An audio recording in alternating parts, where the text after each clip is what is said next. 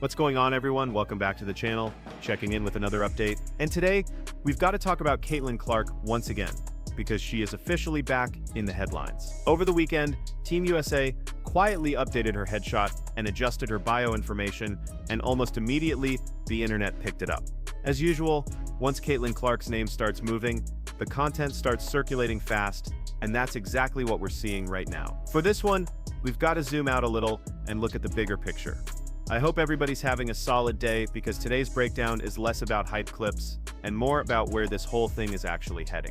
Team USA wrapped up the weekend with a lot of new footage dropping, and naturally, all eyes were on Caitlin Clark's return to the floor. I was especially interested in the numbers, how people were responding, how the algorithm reacted, and whether the momentum matched the noise online. To be completely transparent, I'm about 50-50 on whether the algorithm is exactly where it needs to be. Day 1, the numbers were fluctuating up, down, sideways. Day 2 looked similar.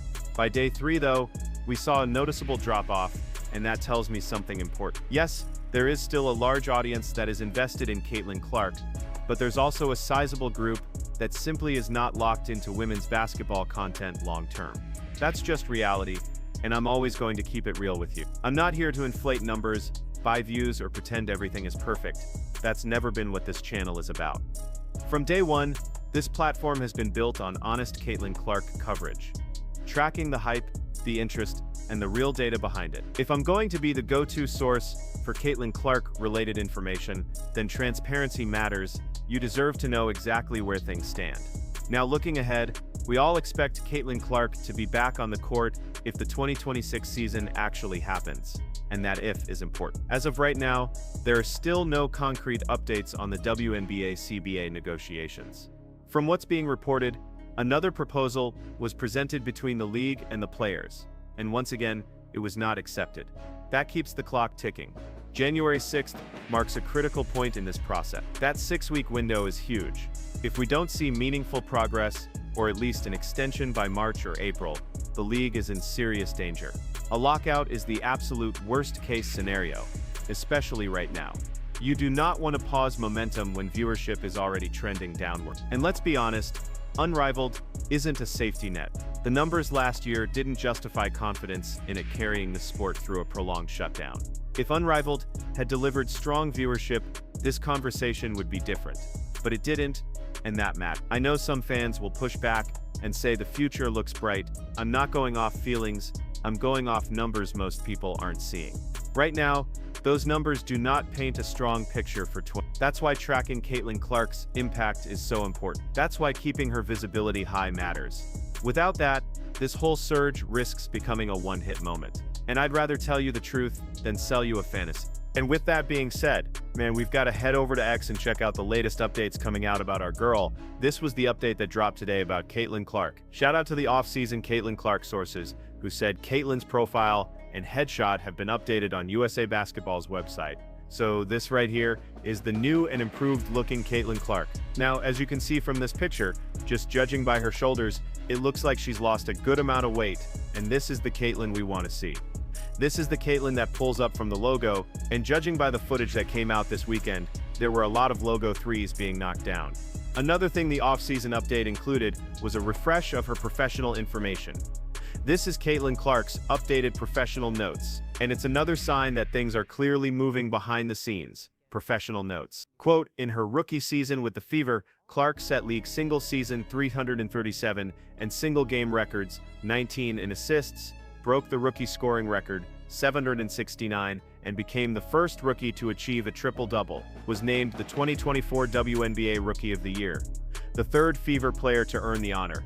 Additionally, was the only rookie selected to the All-WNBA first team, becoming the first rookie since 2009 and only the 5th overall to ever be named to the league's first team. Drafted number 1 overall by the Indiana Fever in the 2024 WNBA draft. Shout out to Caitlin Clark, man. Every time you look at her stats, it just hits you all over again.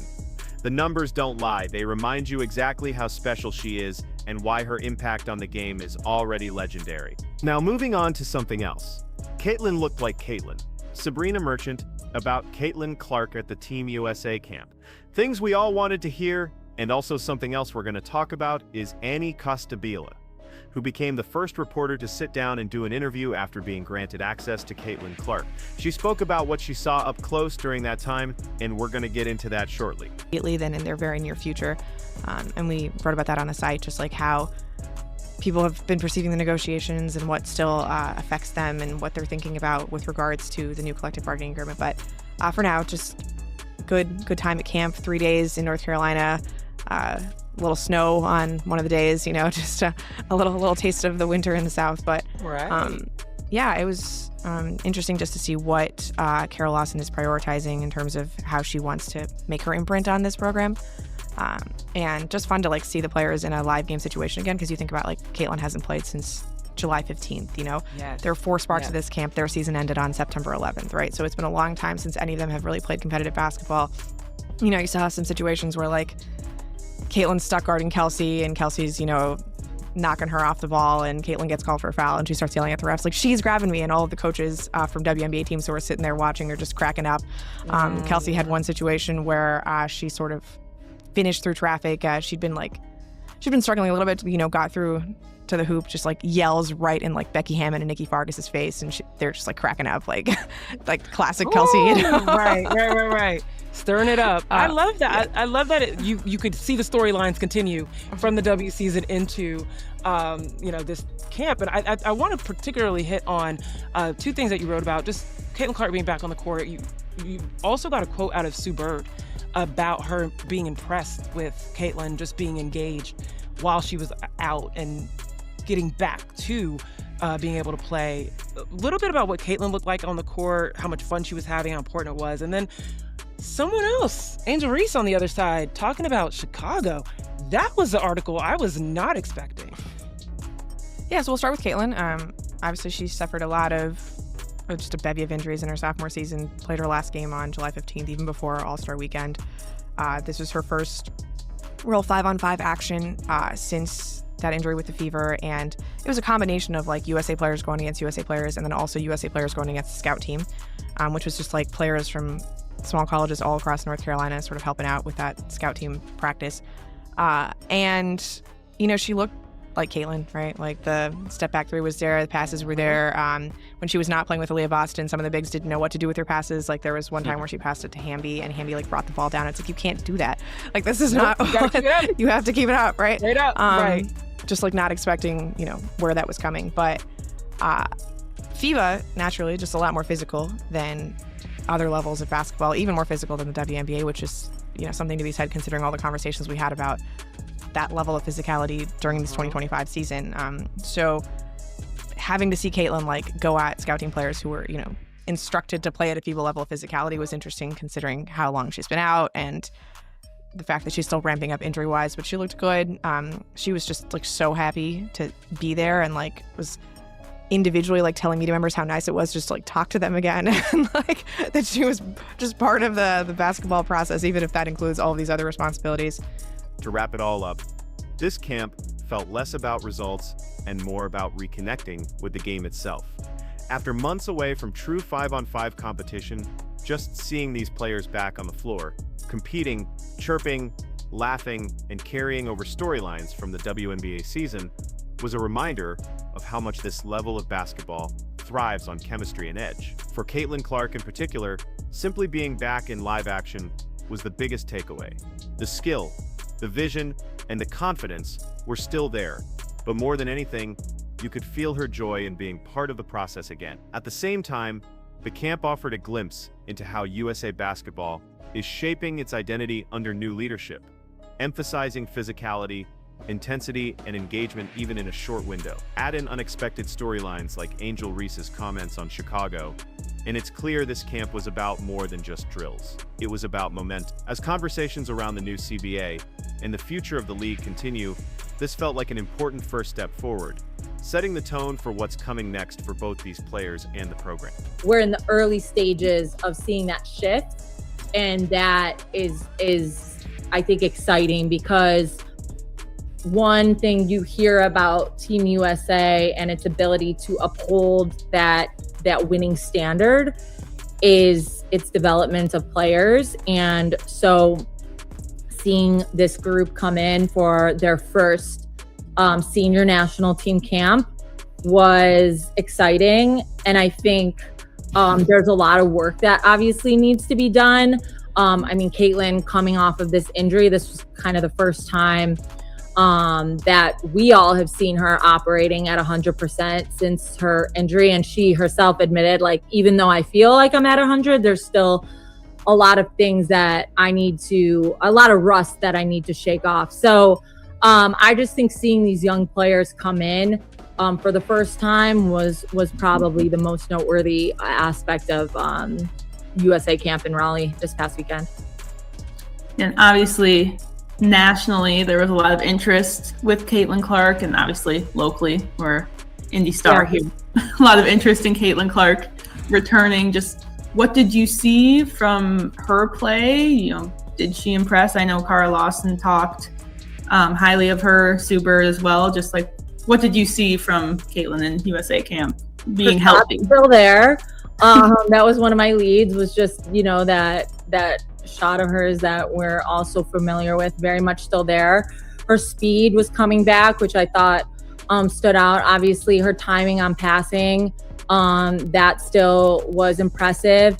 I think defensively, which anyone I think who watches Caitlin's game knows that's an area that needs to improve. And so watching her against Kelsey Plum was funny, just because again, this is something we know, like anybody who watches basketball knows that that's a part of Caitlin's game that stands to improve. So yeah, watching her go up against Kelsey was and still knowing that she has this rust to shake off was a bit telling. And then you know, seeing her and Paige on each other, I think it's I don't think it's a matter of one versus the other. You're watching and kind of evaluating how these two players are going to operate together one day. And so I think that was more exciting than telling at all. I saw someone ask me, like, oh, who online, who's standing out and who looks like someone that's going to get cut. And it's just, that's not the purpose of this camp. You know, this is not a camp that's like, oh, hey, you're no longer going to be in the pool after this one camp, you know? So I think, yeah, those were some of my takeaways. Is that your only question, Chloe? Yeah. Do you have a question? Oh, shit. Now, moving on to something else. Annie Costabile sat down with the Indy Star yesterday, and I'm not even going to lie, I didn't watch the entire thing, but I genuinely thought this interview would perform better. I really did. For an interview like this to not even crack 1,000 views is kind of wild when you really think about it. That's why I'm going to do my part and hype it up a little. No hate, no smoke, none of that. I want to see everybody win, but win the right way. No buying views, no buying subscribers. Just organic growth and real support. That's how you build something that actually lasts. Now, this interview features Annie Costabile and Chloe Peterson from the Indy Star. As of right now, this video is sitting at around 450 views, which honestly surprised me.